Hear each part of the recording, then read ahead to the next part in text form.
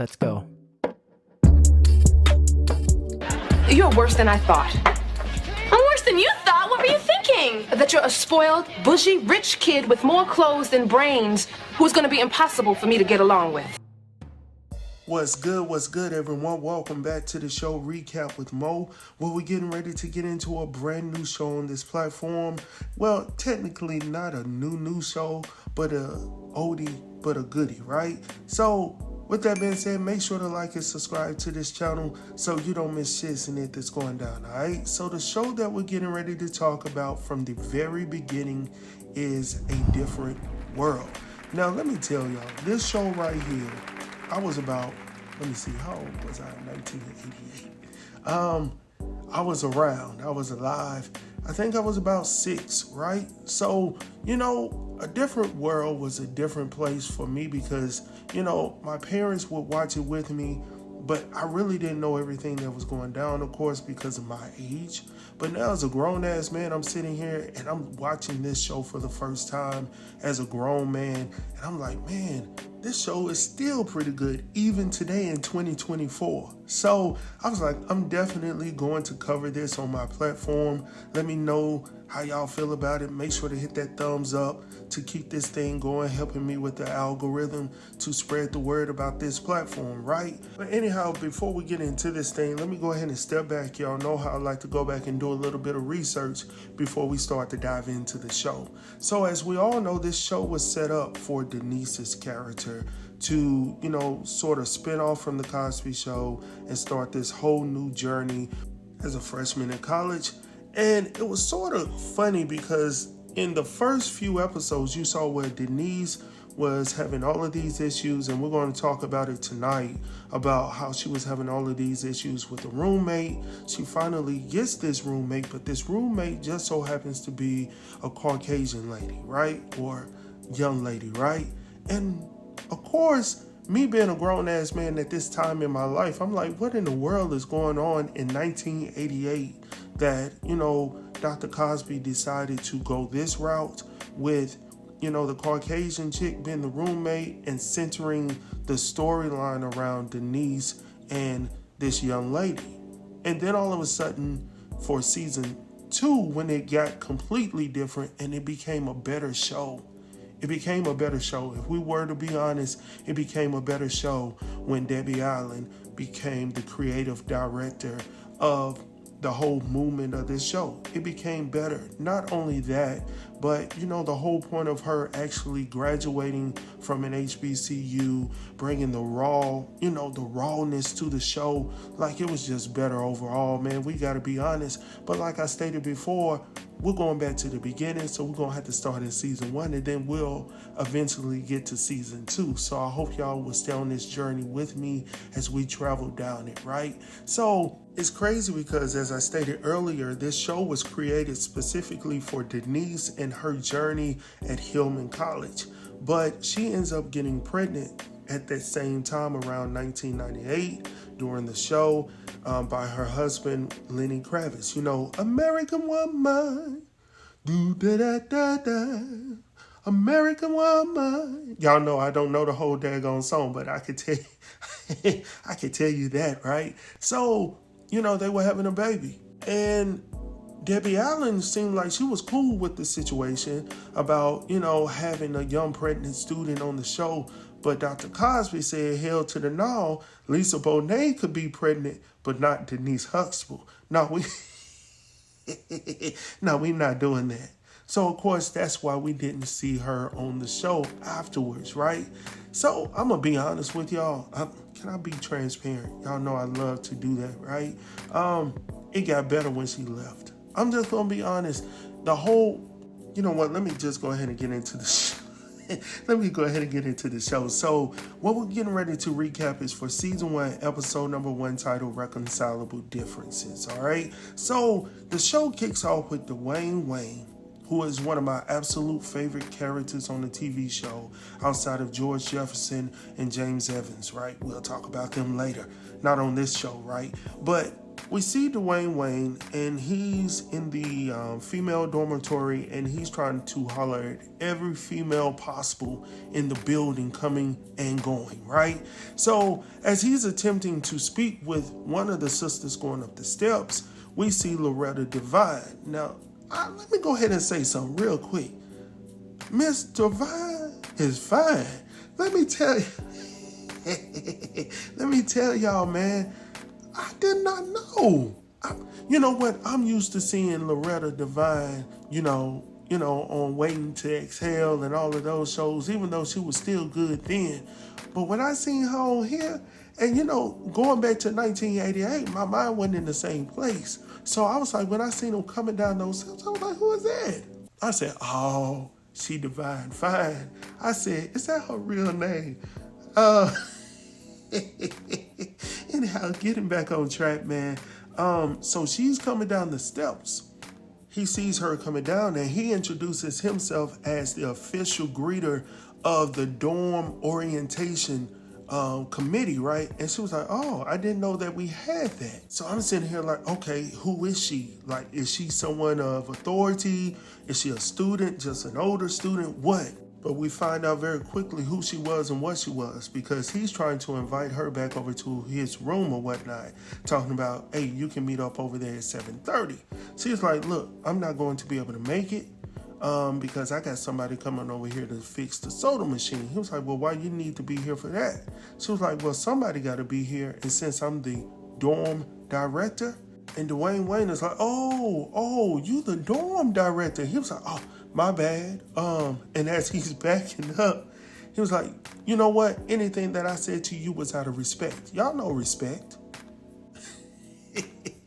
Man, it's crazy, man. But anyhow, so as he's getting ready to jettison, he's trying to leave, he's trying to flee. Before he can leave the room, in walks Denise Huxtable. Now, when he sees Denise, he immediately says there is a God, right? Because he's just in awe of a beautiful woman coming into the building like he hasn't seen one before. He just seen Miss Divine, who was just fine as wine over there on the other side. So, like I said, he done seen all of these beautiful women walking throughout the dormitory. So I just don't understand why he just kept stopping for Denise. We'll talk about that at a later date. But anyhow, he stops for Denise, and then he can't get his words together. So all morning long, he's been focusing on introducing himself to these beautiful women, but all of a sudden when he gets to Denise, he can't open his mouth right. He sounds like Porky Pig on that thing, like I was like, come on, bro, like get it together, like. And then that man says, yes, my name is Earl. He was like, no, it starts with a D. It starts with a D. But anyhow, so he finally gets to introduce himself to her. But by the time he started to build his confidence, here comes Miss Fine Divine coming over there to kick his butt up out, right? She's like, I need you to leave, like I stated before. And Denise is like, what was that about? He's telling her, look, I'll talk to you soon. Divine is like, get your, you know what I'm saying? So he finally leaves, and then she and Denise have a conversation. Now, Denise tells her that her mom actually stayed in that same dormitory and her father stayed out there on the steps. And now, y'all know how we brothers be on the daggone steps at the college. Like, listen, I know I can't speak for every man, but at the college steps, that's where I was, all right? Let me talk to you, let me holler at you until I found the one I got now. And then I was outside her window. But anyhow, moving on from there, right? So, she tells her about her and, all of this good stuff. And Miss Divine is like, you know what? Let me call her by her real name. Her name on the show is Stevie, all right? So that's what we're going to call her from here on out, even though she is so fine, divine. Anyhow, moving on.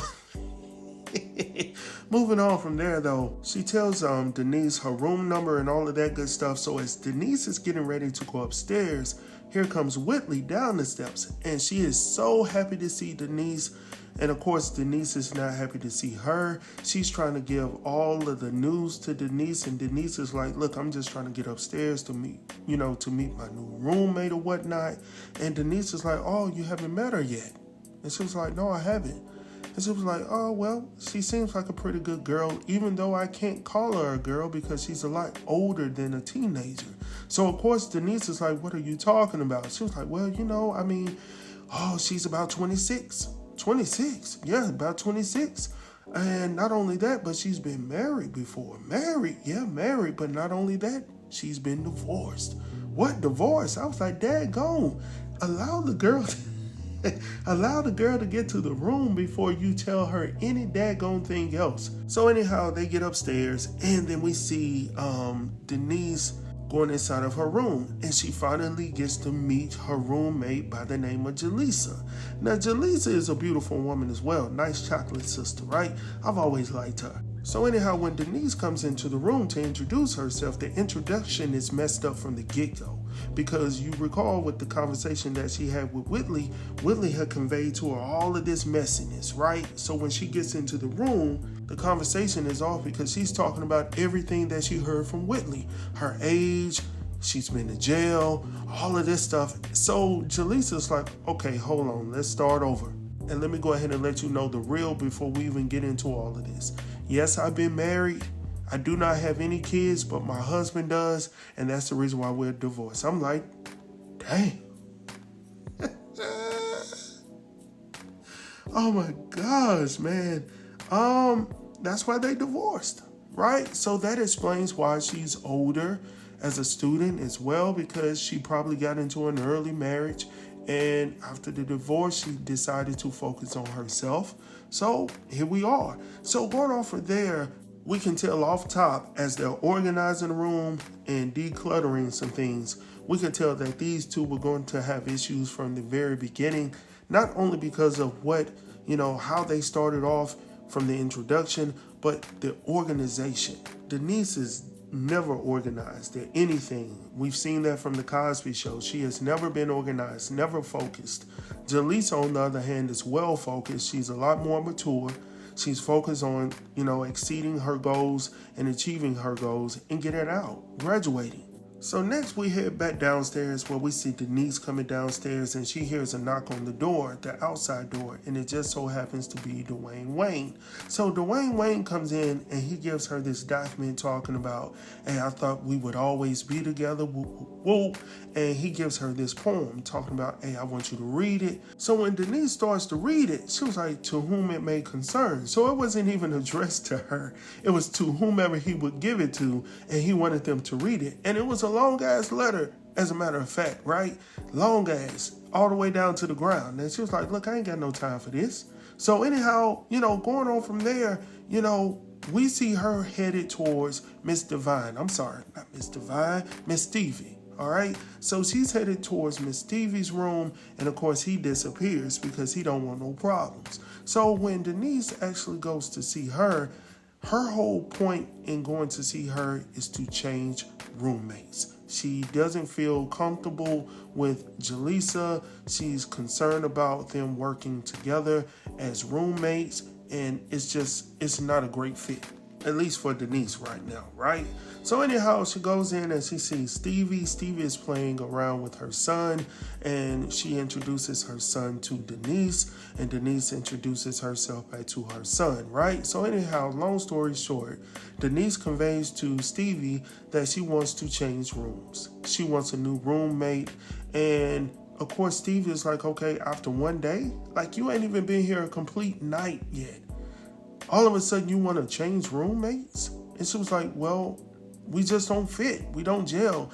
And as a matter of fact, everything that I say or do completely rubs her the wrong way. I'm sitting there like, you should have got some of that Johnny Gill passion. Because when he said, can you feel the magic in my hands when I touch and rub you the right way, stroke? Applied with tenderness when I hold and rub you the right way. What you been missing in a man? I can survive. Your wish is my command. I said, daggone it. That's what she could have came to the table with. Instead of coming in there thinking about every daggone thing that Whitley just gave you, come in there and introduce yourself. Hi, I'm Denise Huxtable. Glad to meet you. Where you want me to sit down since you already here? Which bed did you want? Whoop, whoop, whoop. That's all she had to do. Rub her the right way. You see what I'm saying? But no, you came in there and you made her throw up a wall immediately because of the way you came off in there. So now you down here at Stevie's office trying to get a new roommate. And she was like, daggone it, you only been in there one day.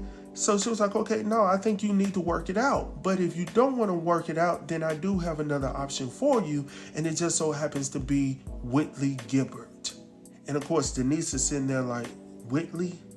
And she was like, yeah, the Whitley. And she was like, unfortunately, she's the only one without another roommate.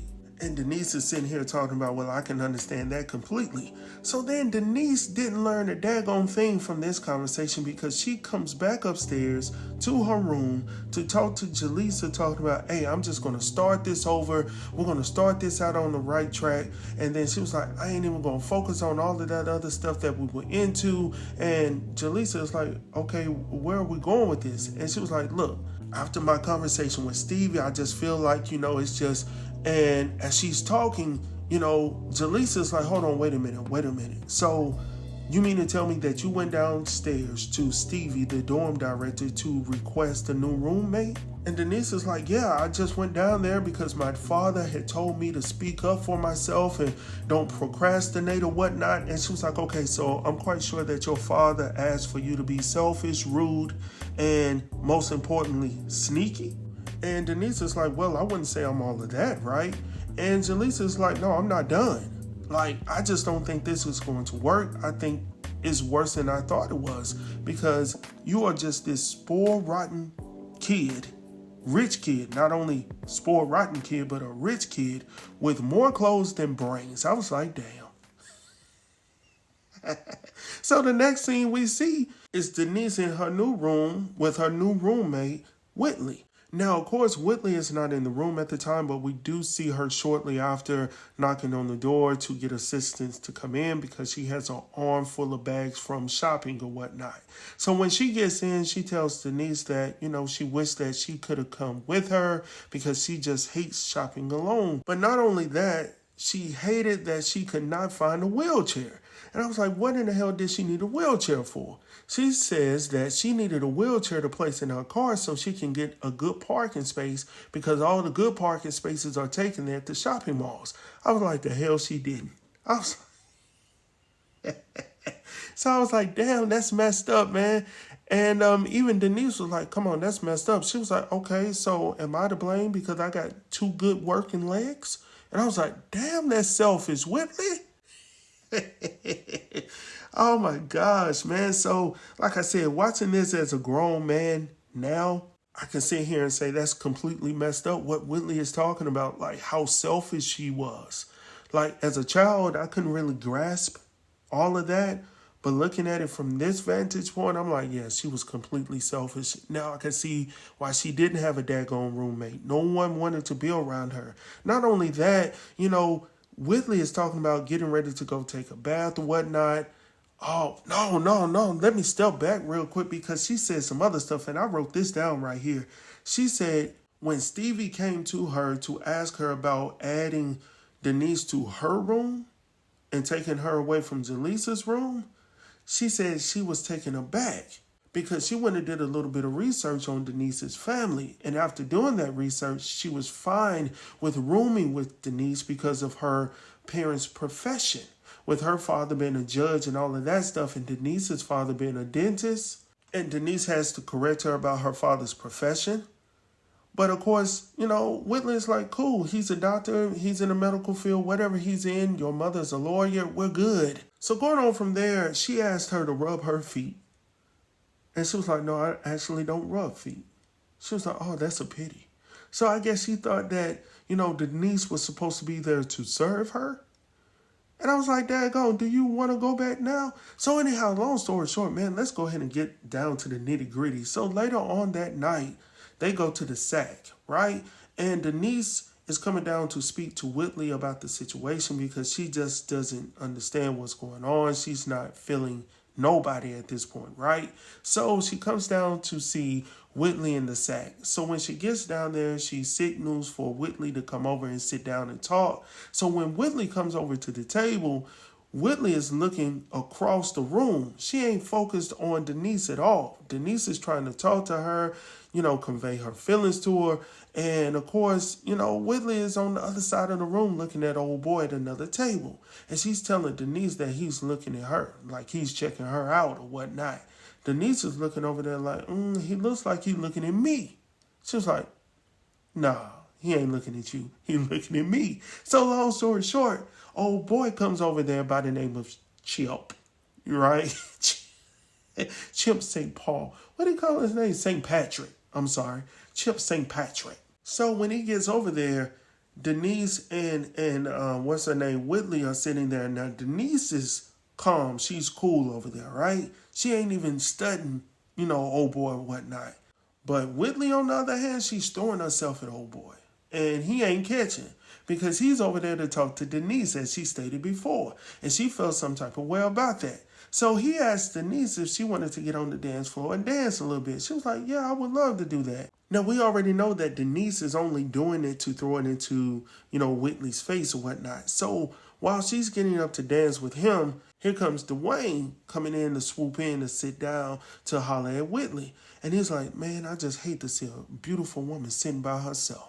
And she was like, shut up, man. Let's go ahead and dance. So she gets up and immediately goes over where Chip is and Denise. So she gets in between them talking about, yes, I just love this song and all this stuff. Whoop, whoop, whoop. And then all of a sudden, she comes out of left field with this whole issue of her convertible top not being able to close or whatnot. So, Dwayne Wayne is like, look, I can help you with that. She was like, look, Dwayne, I'm sorry, but I need a real man to handle this situation. So Dwayne is looking at himself like, what? Like, what type of person am I? So, long story short, she done swooped in, took the man from Denise, talking about, hey, I need you. Ooh, your arms are so strong. Whoop, whoop, whoop. They go out the door. Dwayne is still sitting here like, what type of situation is this? She done left me out here on the daggone dance floor about my daggone.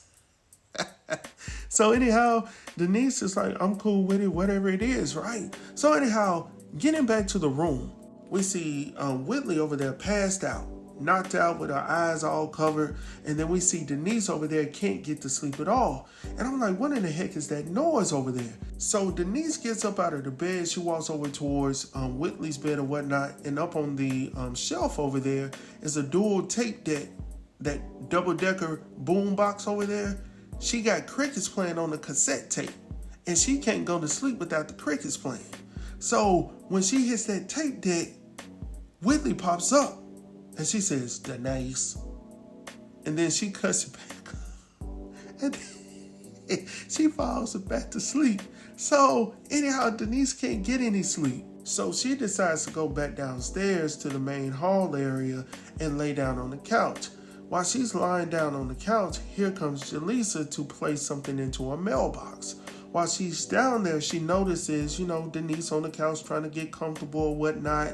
So Jaleesa is like, what the hell are you doing down here? And not in those words, right? And she was like, look, I can't get no sleep. As a matter of fact, can you take me back to your room? She was like, hold on, wait a minute. No, didn't you just beg to get up out of my room? She was like, yeah, but I can't do it. I can't do it. This girl got all of these rules. Not to mention she locks her telephone up where I can't use it when she's gone. Not only that, she got daggone crickets playing that, and I can't sleep like that.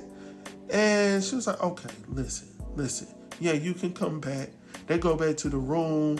They eating pizza on the bed because Denise wasn't allowed to eat pizza nor cheese in the room.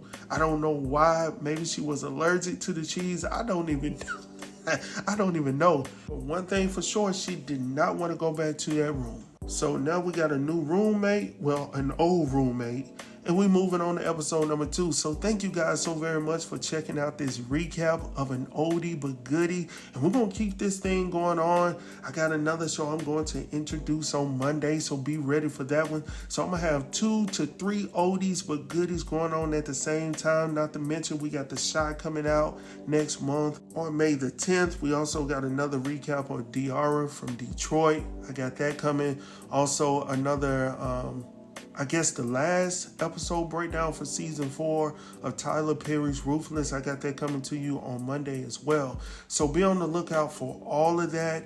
And we're gonna keep this going. Thank y'all so very much. Make sure to like and subscribe to this channel so you don't miss shit and that's going down. Talk to you guys soon. Peace.